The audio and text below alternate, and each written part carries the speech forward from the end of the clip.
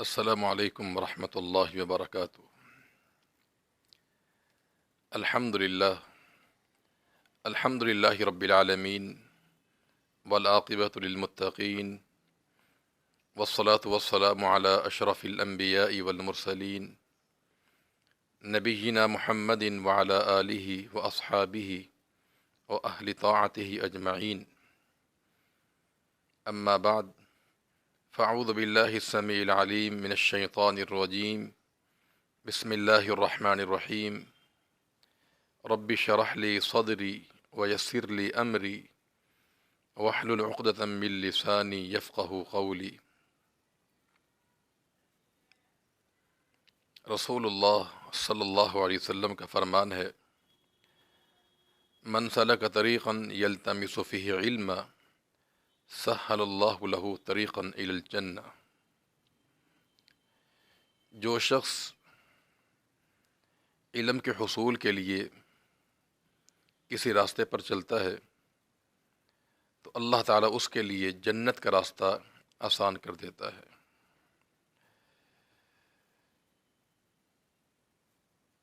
فہم قرآن کے حوالے سے کل کے درس میں تعوذ پر ہم نے کچھ باتیں بیان کی تھی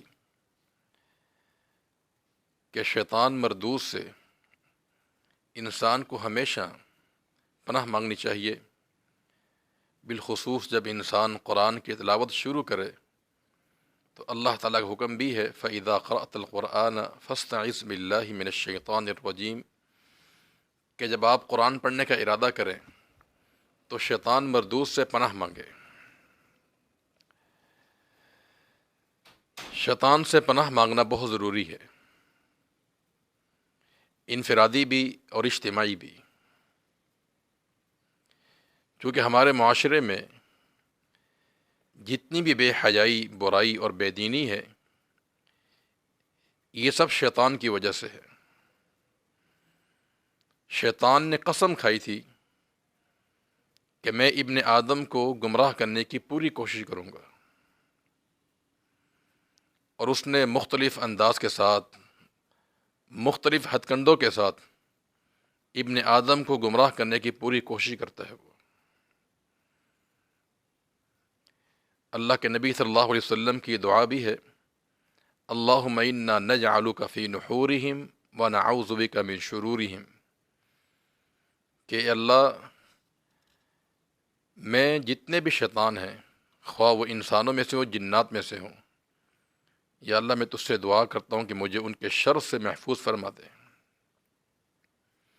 تو شیطان نے قسمیں کھائی تھی کہ میں اولاد آدم کو حد الوسع گمراہ کرنے کی پوری کوشش کروں گا۔ یہ ہمارا ایک ایسا دشمن ہے جو نظر نہیں آتا۔ اس نے ہمارے والدین آدم اور حوا علیہم السلام کو جنت سے باہر نکال دیا تھا۔ اس لیے شیطان مردود کی پناہ مانگنا یہ بہت ضروری ہے۔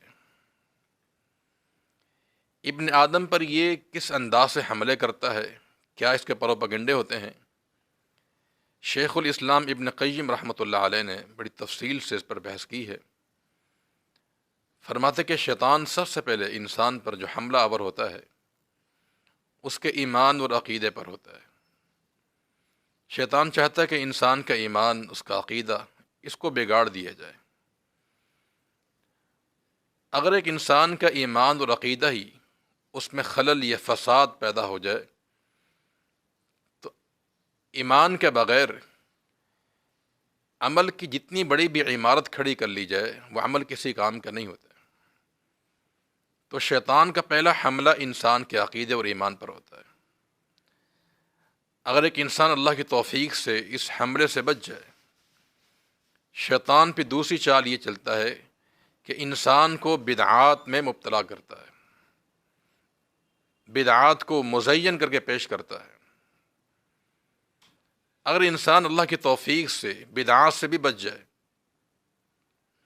پھر شیطان انسان کو کبیرہ گناہوں میں مبتلا کرتا ہے، بڑے بڑے گناہوں سے کرواتا ہے، ماں باپ کی نافرمانی اور جادو کا عمل کرواتا ہے، یتیم کا مال کھانا، جتنے بڑے بڑے کبائر گناہ، شیطان انسان کو پھر اس میں مبتلا کرتا ہے۔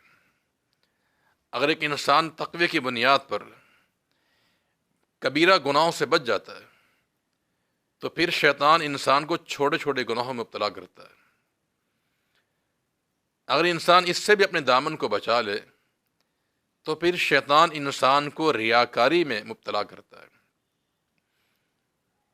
اگر انسان ریاکاری سے بھی بچ جائے تو پھر شیطان کا ایک حملہ یہ بھی ہوتا ہے کہ وہ انسان کو ایسے کاموں میں لگا دیتا ہے، مصروف کر دیتا ہے جو کام اولا نہیں ہوتے، افضل نہیں ہوتے، یعنی ایسے عمل جو مستحب ہیں، جائز ہیں، وہ غیر اولا اور مستحب عمل میں لگا کر جو افضل ترین اعمال ہوتے ہیں، اولا اعمال ہوتے ہیں، اس سے انسان کو غافل کر دیتا ہے۔ یہ ساری چالیں ہیں، سارے ہتھ کنڈے ہیں یہ ایک شیطان کے جو اولاد آدم پر وہ استعمال کرتا ہے۔ اس لیے ہر انسان کو اس بات کی ضرورت ہے کہ وہ قرآن پڑھے یا اس کے علاوہ ہمیشہ شیطان مردود سے پناہ مانگنی چاہیے۔ تو قرآن مجید کا جب آغاز ہوتا ہے تلاوت کا تو سب سے پہلے تعوذ پڑھنا چاہیے، اس کے بعد تسمیہ، بسم اللہ الرحمن الرحیم۔ قرآن کی تلاوت ہو یہ کوئی سے بھی اچھا کام، کسی بھی اچھے کام کو کرنے سے پہلے بسم اللہ پڑھنی چاہیے یا اللہ کا اور کوئی نام لے لیا جائے۔ نبی کریم صلی اللہ علیہ وسلم کا فرمان ہے، کل امر ذی بال لا یبدأ بسم اللہ الرحمن الرحیم فهو اقطع۔ فرمائے کہ ہر وہ اچھا کام جو شان والا ہو، اہم کام ہو، اگر اس کا آغاز بسم اللہ سے نہ کیا جائے فهو اقطع، وہ کام بے برکت بن جاتا ہے، اس میں برکت نہیں ہوتی۔ تو قرآن کی تلاوت ہو یا کوئی سا اچھا کام ہو، اس کو آغاز کرنے سے پہلے بسم اللہ تسمیہ پڑھنا چاہیے۔ نبی کریم صلی اللہ علیہ وسلم نے بہت سے مواقع پر بسم اللہ پڑھنے کی تاکید کی ہے، تلقین فرمائی ہے۔ چند مواقع ہم آپ کو بیان کر دیتے ہیں۔ پہلا موقع جہاں رسول اللہ صلی اللہ علیہ وسلم نے امت کو بسم اللہ پڑھنے کی تاکید کی، تلقین کی، جب انسان کھانا کھا رہا ہو یا پانی پی رہا ہو تو پہلے بسم اللہ پڑھنی چاہیے۔ اس کی دلیل عمر ابن ابی سلمہ رضی اللہ تعالی عنہ ایک بار اللہ کے نبی کے ہمراہ کھانا کھا رہے تھے، چھوٹے بچے تھے، تو تھال میں یا پلیٹ میں اپنا ہاتھ گھما رہے تھے۔ فرمایا یا غلام سم اللہ، فرمایا کہ اے بچے اللہ کا نام لے کے کھانا کھاؤ، وقل بیمینک، اور دائیں ہاتھ سے کھانا کھاؤ، وقل مما یلیک، اور اپنے سامنے سے کھاؤ۔ یہ تین نصیحت ارشاد فرمائی اللہ کے پیغمبر نے اس چھوٹے بچے کو، عمر بن ابی سلمہ رضی اللہ تعالی عنہ۔ ہمارے ہاں مشہور عمر بن ابی سلمہ، لیکن یہ عمر بن ابی سلمہ ہے جو ام سلمہ رضی اللہ تعالی عنہا کے صاحبزادہ تھے اور اللہ کے نبی کے گھر میں انہوں نے پرورش پائی تھی۔ تو اس حدیث سے ایک بات تو یہ معلوم ہوتی ہے کہ انسان جب بھی کھانے کا آغاز کرے تو بسم اللہ پڑھ کر کھانا کھانا چاہیے، اس میں برکت پیدا ہو جاتی ہے۔ اور دوسری بات یہاں یہ معلوم ہوتی ہے کہ بچے کی تربیت کی جائے موقع محل دیکھ کر۔ بچے کی تربیت کے لیے بہترین موقع یہ ہے کہ جب بچہ دسترخوان پہ بیٹھا ہوا ہو، ماں باپ کے سامنے یا کسی اور کے سامنے، کھانے کے موقع پر بچے کی تربیت کی جائے۔ یہ بہترین اور مناسب موقع ہوتا ہے تربیت کے لیے بچوں کے حوالے سے۔ تو قل سم اللہ، اللہ کا نام لے کھانا کھانا چاہیے انسان کو۔ دوسرا موقع رسول اللہ صلی اللہ علیہ وسلم کا فرمان ہے کہ لا وضوء لمن لم یذکر اسم اللہ علیہ، اس شخص کا وضو نہیں ہوتا جو وضو سے پہلے اللہ کا نام نہیں لیتا ہے۔ تو وضو کرنے سے پہلے بھی ایک نمازی کو بسم اللہ پڑھ کر وضو کرنا چاہیے۔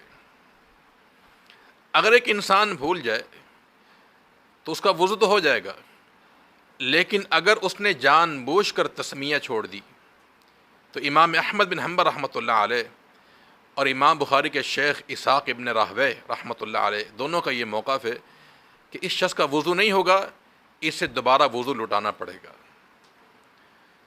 تو وضو کرنے سے پہلے بھی تسمیہ پڑھنی چاہیے۔ تیسرا موقع تسمیہ پڑھنے کا، جب ایک انسان گھر سے باہر نکلے، گھر سے نکلتے وقت بھی انسان کو تسمیہ پڑھنا چاہیے۔ اللہ کے نبی کی دعا ہے کہ بسم اللہ توکلت علی اللہ لا حول ولا قوۃ الا باللہ۔ بڑی بہترین دعا ہے، اس کا ترجمہ یہ کہ بسم اللہ توکلت علی اللہ، اللہ کے نام کے ساتھ جس پر میرا بھروسہ ہے، لا حول ولا قوۃ الا باللہ، نیکی کرنے کی طاقت اے اللہ تیری توفیق کے بغیر ممکن نہیں ہے، اور گناہوں سے بچنے کی طاقت تیری توفیق کے ساتھ ہی ہے۔ اگر تیری توفیق شامل حال رہی تو نیکی بھی میں کر لوں گا، اگر تیری توفیق شامل حال رہی تو گناہوں سے بچ بھی جاؤں گا۔ کتنی بہترین دعا ہے۔ تو جب انسان گھر سے باہر نکلے تو یہ دعا پڑھنی چاہیے، بسم اللہ توکلت علی اللہ۔ خود بھی یاد کریں، اپنے بچوں کو بھی یاد کروائیں، اور جب انسان گھر میں داخل ہو تو اللہم انی اسألک من خیر المولج و خیر المخرج بسم اللہ ولجنا وعلی اللہ ربنا توکلنا۔ یعنی گھر سے نکلیں، گھر میں داخل ہوں، دونوں دعاؤں کے اندر تسمیہ کا ذکر موجود ہے۔ صبح شام کے اذکار میں ایک بہترین جامع جو دعا اللہ کے پیغمبر نے ہمیں سکھائی ہے، اس میں بھی تسمیہ کا ذکر ہے۔ بسم اللہ الذی لا یضر مع اسمہ شیء فی الارض ولا فی السماء۔ اللہ تعالیٰ کے نام کے ساتھ کہ جس کے نام کے ساتھ آسمان اور زمینی کوئی چیز نقصان نہیں پہنچا سکتی، اور وہی خوب سننے والا اور خوب جاننے والا ہے۔ تو جب انسان صبح شام کے اذکار پڑھے تو صبح شام کے اذکار میں بھی انسان کو تسمیہ کا انتظام کرنا چاہیے۔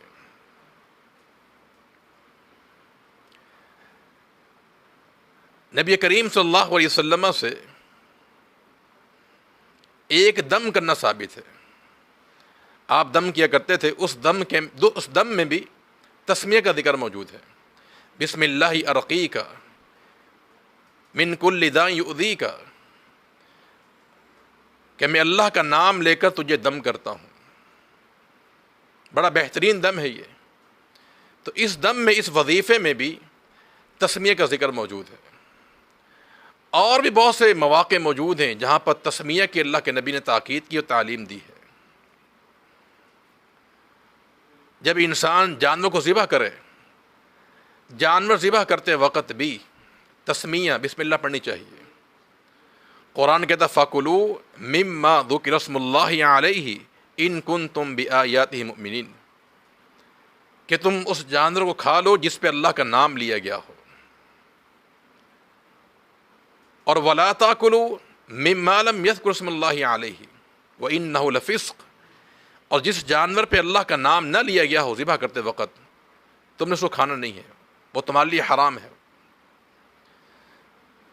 اور خود نبی کریم صلی اللہ علیہ وسلم نے جب 2 مینڈے ذبح کیے تھے، آپ نے ان کو لٹایا اور بسم اللہ اللہ اکبر کہہ کے آپ نے ان کو ذبح کیا تھا۔ تو ذبح کرتے وقت بھی تسمیہ اللہ کا نام لینا ضروری ہے۔ قربانی کے موقع پر جب انسان جانور کو ذبح کرے تو بسم اللہ اللہ اکبر کہہ کر چھری کو چلانا چاہیے۔ قرآن نے ذکر کیا ہے کہ وَالْبُدْنَ جَعَلْنَاهَا لَكُم مِّن شَعَائِرِ اللَّهِ لَكُمْ فِيهَا خَيْرٌ فَاذْكُرُوا اسْمَ اللَّهِ عَلَيْهَا۔ اونٹ کا ذکر کیا ہے کہ اونٹ کو جب تم نے نہر کرنا ہو تو اسے کھڑا کر کے نہر کیا جائے، اور فَاذْكُرُوا اسْمَ اللَّهِ عَلَيْهَا، اس پہ اللہ کا نام لیا جائے۔ تو جانور قربانی کے موقع پہ ذبح کرنا ہو یا عام جانور ذبح کرنا ہو تو ذبح کرنے سے پہلے بھی تسمیہ پڑھنا ضروری ہے۔ اسی طرح جب انسان شکار کرتا ہے، شکار کرنے کے موقع پر بھی جب انسان اپنے شکار کو چھوڑے تو اللہ کا نام لے کر چھوڑنا چاہیے۔ قرآن نے ذکر کیا ہے کہ یسألونک ماذا احل لہم قل احل لکم الطیبات وما علمتم من الجوارح مکلبین تعلمونہن مما علمکم اللہ فکلوا مما امسکنا علیکم واذکروا اسم اللہ علیہ۔ یہ آپ سے سوال کرتے ہیں طیبات کے بارے میں، آپ انہیں بتا دیں کہ تمہارے وہ جانور جنہیں تم نے سکھا دیا ہے، شکار سکھا دیا ہے، جب تم نے اس کو چھوڑنا ہے شکار پر تو فرمایا کہ فذکروا اسم اللہ علیہ، اللہ کا نام لے کر اس کو چھوڑا جائے۔ کتا ہے یا کوئی اور جانور ہے، اگر آپ نے اس سے شکار کرنا ہے تو اس کو اللہ کا نام لے کے چھوڑنا چاہیے۔ اس کے بعد اگر اس نے شکار کر لیا، قابو کر لیا آپ کے لیے، کچھ کھایا نہیں اور وہ زندہ بھی ہو، تو آپ اس کو جا کر دوبارہ بسم اللہ پڑھ کر ذبح کر سکتے ہیں۔ اگر اس نے وہ شکار مار دیا دوران شکار اور خود نہیں کھایا اس نے، تو یہ جانور آپ کے لیے حلال ہے، لیکن شرط یہ ہے کہ آپ نے وہ شکاری جانور اللہ کا نام لے کے چھوڑا ہو، اور نمبر 2 اس جانور نے وہ شکار آپ کے لیے کیا ہو، اس نے خود اس سے استعمال نہ کیا ہو۔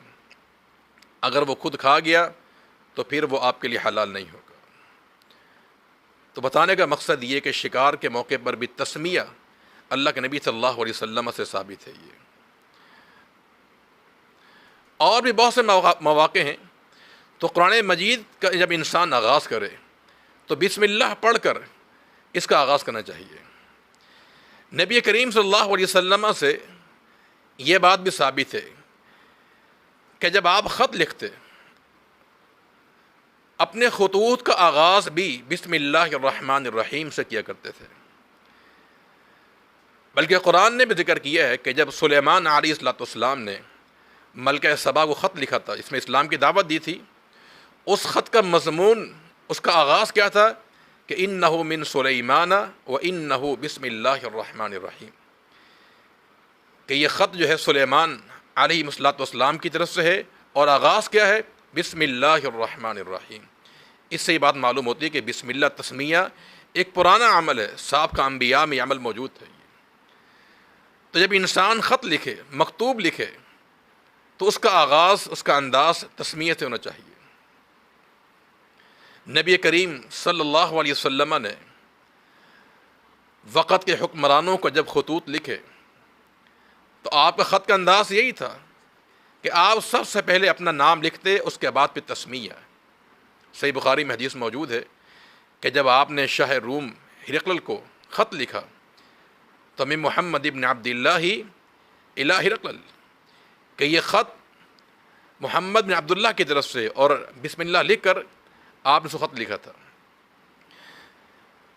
حدیبیہ کے مقام پر جب صلح نامہ لکھا گیا، کفار میں اور مسلمانوں کے مابین معاہدہ طے پایا تھا، اس معاہدے کو تحریر میں لایا جا رہا تھا، تو اس معاہدے کے شروع میں بھی اللہ کے پیغمبر نے حضرت علی سے کہا تھا کہ بسم اللہ لکھو۔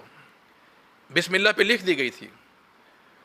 کفار نے اعتراض کیا کہ بسم اللہ کو مٹا دیا جائے، ہمارے ہاں جو پرانا انداز چل رہا ہے بسمک اللہم، یہ الفاظ لکھے جائیں اور تسمیہ نہ لکھی جائے۔ تو ان واقعات کو بتانے کا مقصد یہ کہ جب انسان خط لکھے، اپنے مکتوب میں بھی بسم اللہ لکھنی چاہیے۔ یہ اللہ کے نبی صلی اللہ علیہ وسلم سے ثابت ہے۔ یہ بلکہ ہماری جتنی بھی عبادات ہیں، تقریباً عبادات کا آغاز اللہ کے نام سے ہی ہے۔ ہاں، بعض ایسی عبادات ہیں کہ جن کے آغاز میں بسم اللہ ہے، اور بعض ایسی عبادات ہیں کہ جن کے آغاز میں بسم اللہ تو نہیں ہے، اللہ کے دیگر ناموں کا ذکر ہے۔ مثلاً جب انسان نماز شروع کرتا ہے تو اللہ اکبر کہہ کر نماز شروع کی جاتی ہے۔ اب اللہ اکبر بھی اللہ کا نام ہے۔ انسان حج پہ جاتا ہے، حج کی نیت کیا ہے؟ اللہم لبیک بحج یا اللہم لبیک بعمرۃ۔ تو ہماری جو عبادات ہے ان میں سے اکثر عبادات کا آغاز اللہ تعالیٰ کے نام سے ہوتا ہے۔ تو جن مواقع پہ اللہ کے پیغمبر صلی اللہ علیہ وسلم نے تسمیہ کی تعلیم دی ہے، ان مواقع پر انسان کو تسمیہ پڑھنا چاہیے، اور جن مواقع پہ تسمیہ کا ذکر نہیں ہے تو کسی اور نام سے، جیسے اللہ اکبر نماز کے آغاز میں، یہ حج کے لیے میں نے بتایا، تو ان مواقع پر اللہ کے وہ نام استعمال کرنے چاہیے، پڑھنے چاہیے۔ اب یہاں پر ایک اور مسئلہ ہے کہ بسم اللہ الرحمن الرحیم جن مواقع پہ پڑھنی ہے، آیا مکمل بسم اللہ کو پڑھا جائے یا صرف بسم اللہ ہی کافی ہے؟ اس میں صحیح بات یہ ہے کہ 3 مقامات ایسے ہیں کہ جہاں پر تسمیہ مکمل ہونی چاہیے۔ بعض علماء نے 2 ذکر کیے ہیں، بعض نے 3 ذکر کیے ہیں، لیکن اختلاف ان میں نہیں ہے۔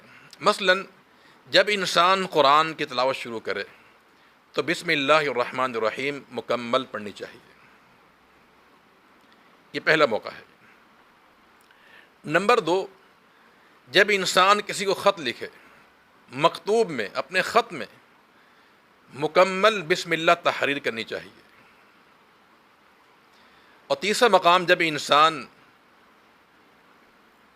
کوئی صلح کا معاملہ طے کرے، جیسے حدیبیہ کے مقام پر بسم اللہ مکمل لکھی گئی تھی، تو بعض علماء نے 3 کیے ہیں اور بعض نے کہا کہ نہیں، انسان صلح نامہ لکھے یا ویسے کوئی مکتوب لکھے، تو بہرحال 2 مقام ہیں، یہ 3 مقامات ہیں کہ جہاں پر تسمیہ مکمل انسان کو پڑھنی چاہیے، لکھنی چاہیے۔ باقی جو مواقع ہیں وہاں پر اگر انسان سے بسم اللہ ہی پڑھ لے تو یہ کافی ہو جاتا ہے۔ اس کے بعد بسم اللہ کی فضیلت، یہ تو ہم نے آپ کو مواقع بیان کیے ہیں کہ کن کن مواقع پر انسان تسمیہ بسم اللہ پڑھ سکتا ہے۔ اس کے بعد بسم اللہ پڑھنے کی فضیلت، کہ اس کی کیا فضیلت ہے، اس کا کیا مقام ہے۔ امام رازی رحمۃ اللہ علیہ نے تفسیر کبیر میں کچھ روایات نقل کی ہیں، لیکن ان میں اکثر روایات بے اصل ہیں، بے بنیاد ہیں۔ کچھ روایات بہرحال ان میں بھی کلام ہے، لیکن دیگر روایتوں کو ملایا جائے تو کچھ نہ کچھ اس میں مسئلہ ثابت ہو جاتا ہے۔ ان روایات میں سے ایک روایت مسند احمد کی حدیث ہے کہ ایک صحابی رسول اللہ صلی اللہ علیہ وسلم کے ساتھ سواری پر سوار تھے، سواری ایک ہی تھی، اللہ کے پیغمبر آگے تھے، صحابی پیچھے بیٹھے ہوئے تھے۔ تو سواری نے اچانک بدکنا شروع کر دیا، وہ اچھلنے لگی، کودنے لگی۔ تو صحابی نے کہا کہ تعیس الشیطان، شیطان ہلاک اور برباد ہو جائے، یعنی سواری کا بدکنا اس شیطان کی وجہ سے، تو تعیس الشیطان، شیطان برباد ہو جائے، ہلاک ہو جائے۔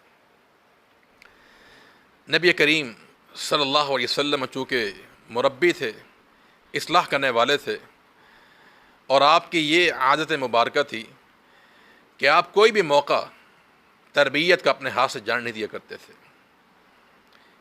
اس کی بڑی مثالیں موجود ہیں، حتیٰ کہ اللہ کے پیغمبر نے ایک دفعہ ایسے بھی ہوا تھا کہ ایک کچرا گاہ پر آپ گزرے اور وہاں پر بکری کا مردہ بچہ پڑا ہوا تھا۔ صحابہ کرام آپ کے ہمراہ تھے، تو آپ نے اس موقع کو بھی غنیمت سمجھتے ہوئے صحابہ کرام کی تربیت کی تھی۔ مشہور روایت ہے صحیح مسلم میں، آپ نے صحابہ سے پوچھا تھا کہ تم میں سے کون ہے جو مجھ سے یہ مردہ جو بکری کا بچہ ہے مجھ سے خرید لے 1 درہم میں۔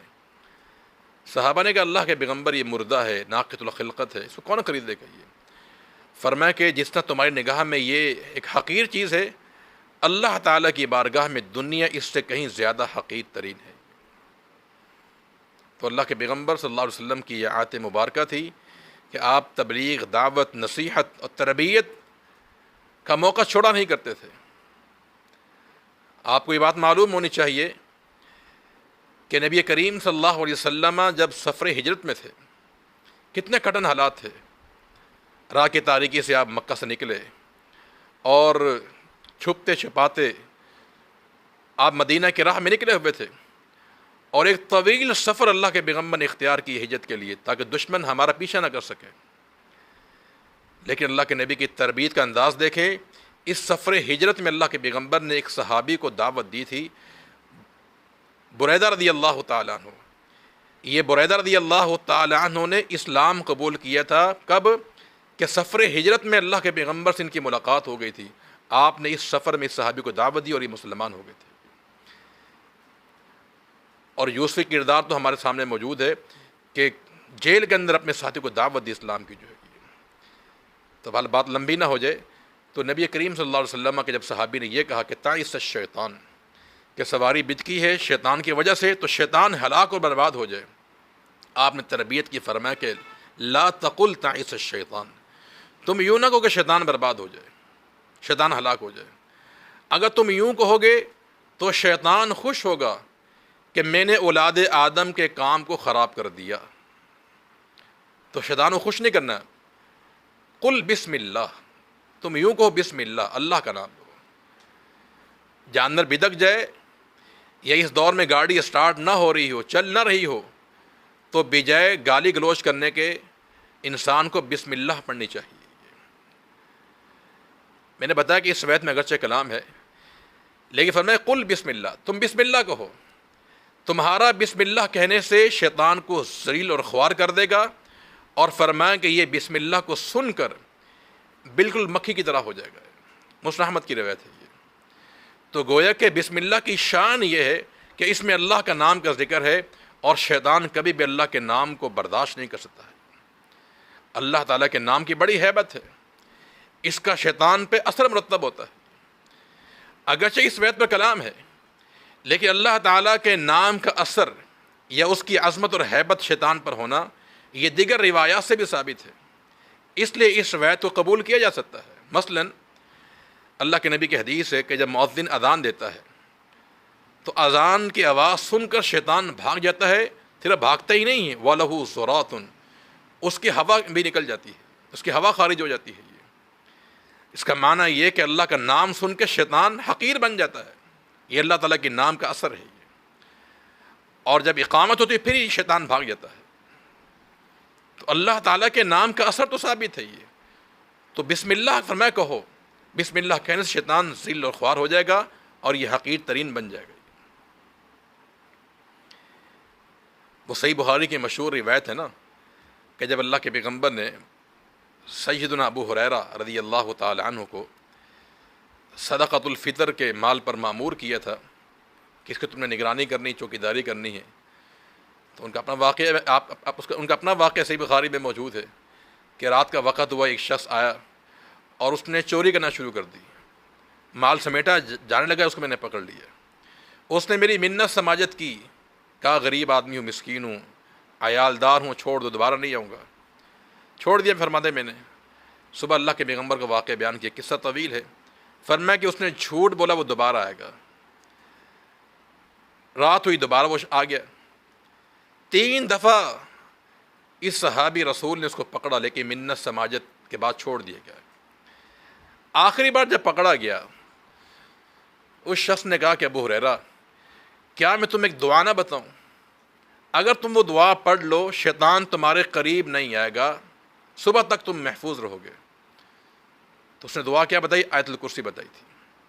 چونکہ آیت الکرسی میں بھی اللہ کا نام کا ذکر ہے، اللہ کے صفات کا ذکر ہے، تو بسم اللہ میں بھی اللہ کا نام ذکر ہے. یہ تو بتانے کا مقصد یہ تھا کہ اللہ تعالیٰ کے نام کا اثر ہوتا ہے اور شیطان پر پڑتا ہے. بلکہ قرآن نے جو کہا کہ شیطان کے بارے میں کہ شیطان جو ہے خناس ہے، قل اعوذ برب الناس ملک الناس الہ الناس من شر الوسواس الخناس. خناس کا معنی پیچھے ہٹنے والا. یہ شیطان کی صفت ہے کہ خناس سے پیچھے ہٹتا ہے. پیچھے ہٹنے کا معنی کیا ہے کہ جب اللہ کا ذکر کیا جائے تو یہ خناس پیچھے ہٹ جاتا ہے، یہ سکڑ جاتا ہے. یہ بلکہ ابن قیم رحمۃ اللہ علیہ کا قول ہے کہ بعض اوقات ممکن ہے کہ اتنا سکڑ جائے کہ چڑیا بن جائیے. تو بہرحال اللہ تعالیٰ کے نام کی عظمت، اس کی ہیبت یہ ثابت ہے، مسلم ہے. یہ تو بسم اللہ کی شان یہ ہے کہ جب انسان کسی مصیبت میں پریشانی کے اندر ہو تو اللہ تعالیٰ کا نام لینا چاہیے. گاڑی کا سٹارٹ نہیں ہو رہی ہے تو گالی گلوچ نہ کیا جائے. ہمارے یہاں ایسا ہی ہوتا ہے، لوگ کک مارتے ہیں گاڑی کو، گاڑی سٹارٹ نہیں ہوتی تو گالی گلوچ کرتے ہیں. نہیں، بسم اللہ کہا جائے. ٹھوکر لگے تو بسم اللہ کہا جائے. شیطان کو برا نہ کہا جائے، اس سے شیطان خوش ہوتا ہے. اور آخری بات آج کے درس کی، بعض علماء مفسرین نے یہ بات لکھی ہے بسم اللہ کے حوالے سے کہ جتنی بھی سابقہ آسمانی کتابیں ہیں، تورات، انجیل، زبور، صحیفیں، ان تمام کا نچوڑ اور خلاصہ، لب لباب یہ قرآن مجید میں ہے، اور قرآن مجید کا پورا خلاصہ اور نچوڑ جو ہے سورۃ الفاتحہ میں ہے، اور سورۃ فاتحہ کا پورا نچوڑ اور خلاصہ جو ہے بسم اللہ میں ہے، اور بسم اللہ کا پورا خلاصہ اور نچوڑ جو ہے بسم اللہ کی باب میں ہے۔ انہیں گویا کہ سمندر و کوزیں بند کر دیے گئے، لیکن یہ علماء مفسرین کی بات ہے، قرآن و سنت سے یہ بات ثابت نہیں، ان کا یہ اجتہادی ایک عمل ہے۔ یہ تو ہمارا ایمان اور یقین ہے کہ قرآن مجید تمام سابق کتابوں کا مہیمن ہے، نگران ہے، ان کا خلاصہ اور نچوڑ ہے۔ اللہ تعالیٰ ہمیں قرآن کو سمجھنے کی توفیق عطا فرما دے، اور اللہ تعالیٰ ہمیں ہر کام سے پہلے جو اچھا کام ہو بسم اللہ پڑھنے کی توفیق عطا فرما دے۔ السلام علیکم ورحمۃ اللہ وبرکاتہ۔